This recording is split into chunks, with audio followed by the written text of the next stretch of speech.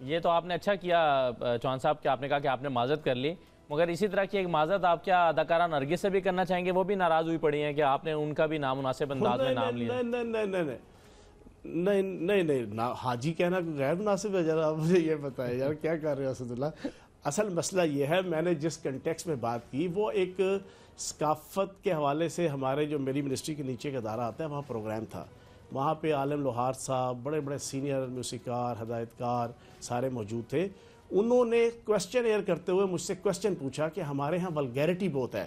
ہمارے اسٹیج ڈراموں میں ولگیرٹی ہے، ہماری فلموں کے اندر ولگیرٹی ہے، وہ ڈسکشن ایک ہو رہی تھی۔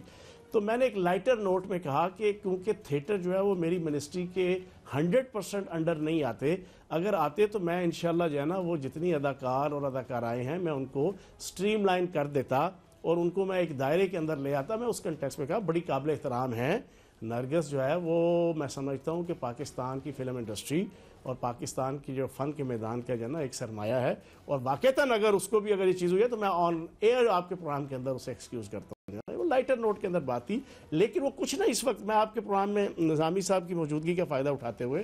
اصل میں 1 اور 2 چینل ہیں، 1 یا 2، انہوں نے اپنی پرانی گرجز ہیں پی ٹی آئی کے ساتھ، عمران خان صاحب کے ساتھ، اور کچھ میرے ساتھ ذاتی ہیں، ٹھیک ہے جی۔ وہ اس کو نکالنے کے لیے نان ایشوز کو جو ہے نا ایشو بنا کے بڑھاوا دے کے ہمیں ڈی ٹریک کرنے کی کوشش کر رہے ہیں۔